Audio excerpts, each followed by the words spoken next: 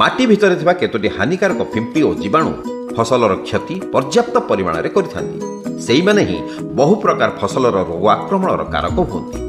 ओडिशा रे लंका, बाइगण, टमाटो आदि रे देखा जाउथबा जीवाणु जनित झाउला रोग सबुठु विपदपूर्ण। झाउला रोग मुख्यतः ओडिशार उपकूल अंचल रे अधिक मात्रा रे देखा जाए। झाउला रोग चेर जनित रोग जेउथिरे 40 रु 100% फसलर क्षति हेइथाय।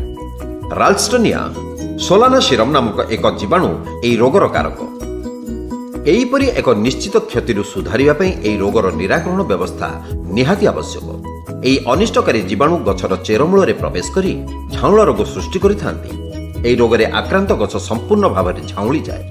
जलसेचन कले मध्य गछ बंची पारेनी कि झाउली थिबा गछ सतेज हुए नाही। झाउला ग्रासित गछर कांडकु आनी जदि ताकु गोटिए स्वच्छ पानी भरा काच पात्र रे रखा जाए तेबे कटा अंशरू धड़ा रंगर सूता सदृश जीवाणु निर्गत हेबार देखा जाए।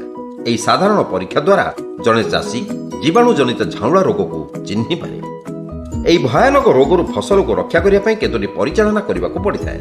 जीवाणु जनित झाउला रोग अधिक अम्लीय माटी रे देखा जाए। सेथिपई एही माटी रे 10 रु 20 टन मात्रा रे चून मिसेइले सेतिरे रोगर आक्रांत कमी जाइथाय।